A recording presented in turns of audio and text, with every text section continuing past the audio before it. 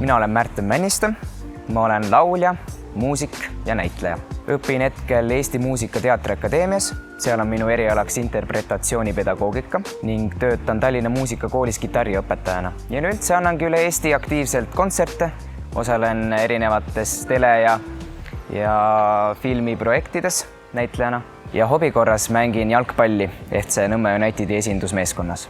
Oma esimesed prillid ma sain kuskil 3. klassis, kui tekkisid komplikatsioonid tahvlile nägemisel ja siis silmakontrollis öeldigi, õudust, ma on vaja prillid panna.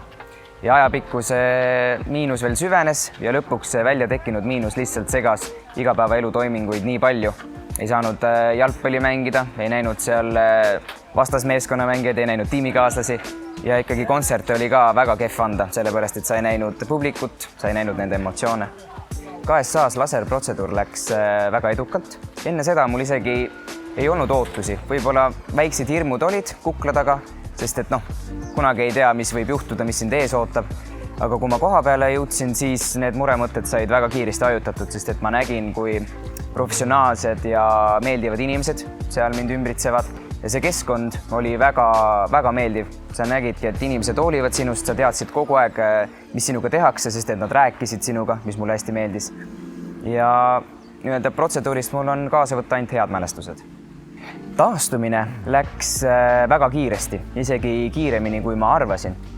Kuskil 3 päeva alguses oli pisut keskmisest udusemad päevad, aga sellist asja, mille eest hoiatati, et silmas võib olla selline kipitustunne, seda ma küll ei täheldanud. Nii et minul oli see taastumine väga edukas.